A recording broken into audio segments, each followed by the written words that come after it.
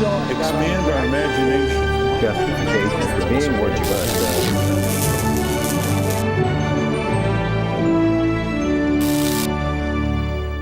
Welcome to Washington Unplugged. I'm John Dickerson.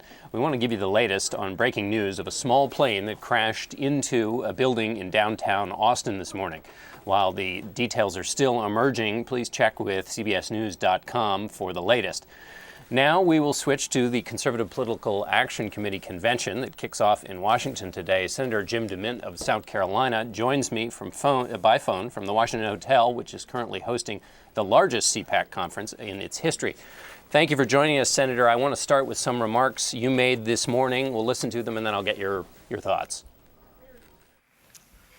We now see all too clearly that the hope and change the Democrats had in mind was nothing more than a retread of the failed and discredited socialist policies that have been the enemy of freedom for centuries all over the world. And now that the Democrats' goals are glaringly obvious, the battle is between the American people and the Democrats, and I like those odds. Senator, you also said that the people should take to the streets to stop America's slide into socialism. What does that mean exactly, take to the streets?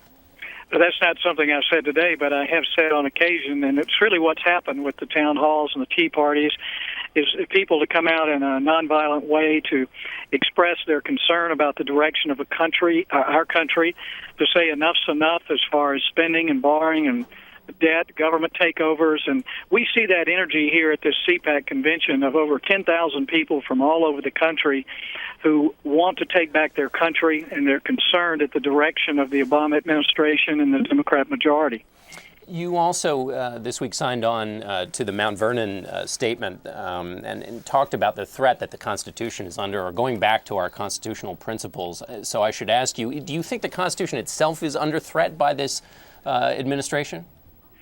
Well, it has been for years, not just this administration, but all of us as congressmen, senators, presidents take an oath to defend and protect the Constitution that outlines a very limited federal government. And the federal government has gotten way out of the bounds over the years, and this administration has accelerated that to a point that has alarmed many people. The Constitution is supposed to be our common ground from which bipartisanship develops. But if we give up that foundation, there's nothing that brings us together. So the president obviously took that same oath to the Constitution. You talked also about maybe approaching tyranny. So has he broken that oath with the Constitution? Well, the president's on record saying that he thinks the Constitution is inadequate, that it expresses what the government shouldn't do, but not what it should do. And it appears the president wants to add to the Constitution a number of functions that the federal government cannot do effectively. And I think we're seeing that with the stimulus, and we're seeing that with the attempt to take over health care and a lot of other areas. The federal government is just not capable of doing the things that President Obama has promised that he would do as president. Mm-hmm. I guess what I'm trying to do here is get a sense of the kind of contours of your critique here of the president and of the Democrats. It's one thing to have a different interpretation of the Constitution, but it's another to actually break with it. And so I'm a little confused how severe the nature of this president's break with the Constitution is in your mind. Well, you'd have to talk to the president more about that, but the policies that he has put forward clearly are out of the bounds of my understanding of the Constitution, and I think more importantly, it's out of the bounds of what millions of Americans think that contract should hold us to. It seems that now it's a matter of good intentions here in Washington rather than a constitutional foundation. And how about on the national security front? He's the commander-in-chief as charged by the Constitution. Does he still hold that duty and title as far as you're concerned? He certainly does, and there's some areas I certainly agree. He appears to be moving forward in an aggressive, sensible way in Afghanistan. I'm concerned about his administration moving terrorists to civilian courts. But the president certainly is a commander-in-chief, and he deserves that respect. In terms of your own party, in terms of the Republican Party and this movement that is growing and has so much excitement within the conservative movement, what's your view on Tea Party activists? Should they become a part of the Republican Party? Should they operate in parallel? Where do you come down on that question? I think the Tea Party movement is much more than a political party, and it certainly shouldn't join with any political party. It is what I see as a growing accountability, that Americans are going to hold their government more accountable than the people have in the past. And I think that's the best role for the Tea Party movement to play, is to help elect good candidates, whether they're Republicans or Democrats.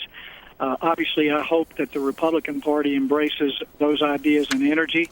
But Tea Parties are just the most positive thing that happened in this country in a while, because the people are taking back their government. In Forbes recently, you wrote a commentary about getting rid of earmarks. The White House and Democrats are trying to argue that with respect to this stimulus bill, that Republicans are trying to have it both ways. They want to reduce government spending. They want to take away these sort of rifle shot programs, the pork that goes to individual districts. And yet, at the same time, there are some members from the podium. Robert Gibbs suggested that even Representative Cantor was being hypocritical on this score, being against spending, but also then crowing about projects that came to their district. Where do you come down on that, this question of pork and your own party? Well, I've introduced, along with several other Republicans, a one-year moratorium on earmarks, as well as a balanced budget amendment. I did that in the last few weeks. It's something that Barack Obama co-sponsored with me when he was in the Senate.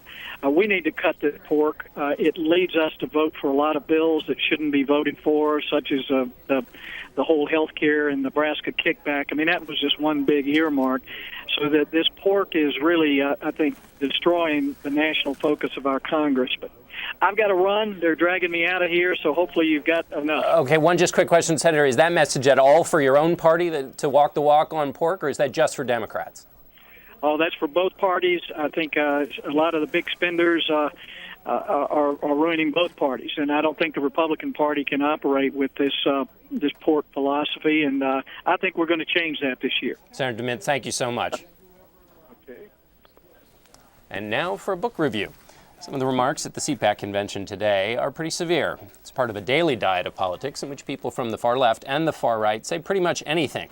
The Daily Beast's John Avlon is the author of a book about this special brand of Americans. It's called Wingnuts, How the Lunatic Fringe is Hijacking America. And John joins me now. Hello, John. Good to see you. So is what's going on at CPAC into wingnuttery, or is that on the closer to sort of what's accepted? Well, one of the things we've seen all the course of this year is that the fringe is increasingly blurring with the base.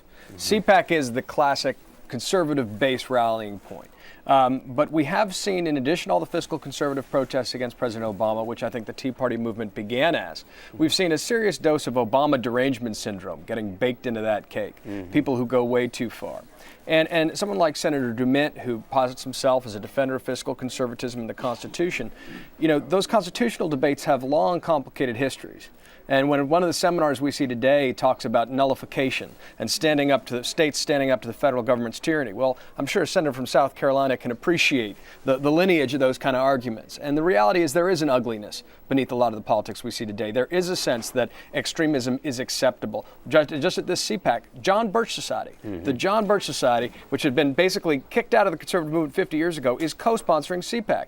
And they were kicked out after claiming that Eisenhower was a Soviet agent. So what the hell's going on?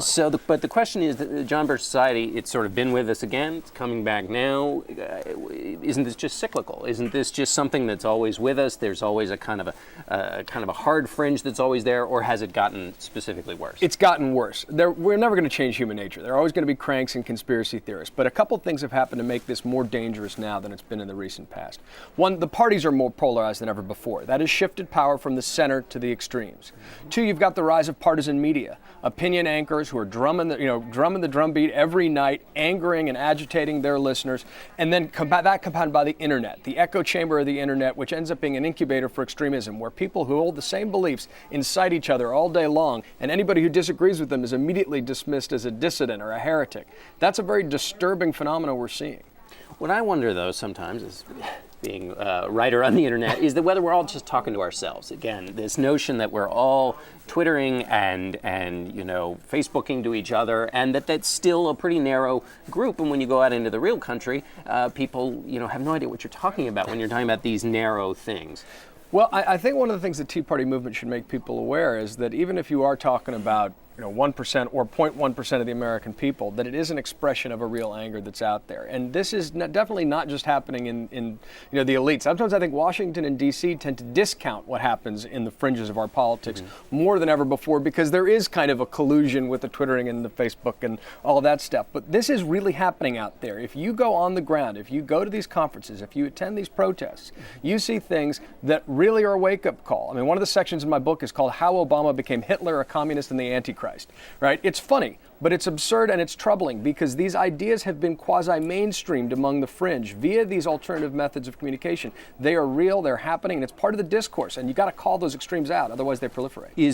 Would DeMint be in that extreme? Is he a wingnut? No, I don't think Jim DeMint is an extreme, but when he called for healthcare to be a Waterloo, well, that's certainly a step right up to the edge. And then, of course, those statements get picked up. When leaders in Congress start inciting, there's a difference between advocating a position and inciting. And some of these folks go very close to incitement. One of the things I've noticed is that a lot of the talk radio, folks in particular, they'll pick up a story from the internet. They'll say something like, in one case, Rush Limbaugh saying, if Al-Qaeda really wants to destroy this country, they better hurry up to it because Obama's beating them to it. Right. And then that statement gets seen on a protest sign a week later. So there's a conversation going on. These things do not happen in an echo chamber. Let's ask then, or talk then, about the other end of the wingnut spectrum. We spent some time on the right.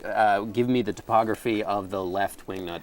Well, I do believe, as a matter of principle, I'm an independent, I'm a centrist, I believe the far left and the far right can be equally insane.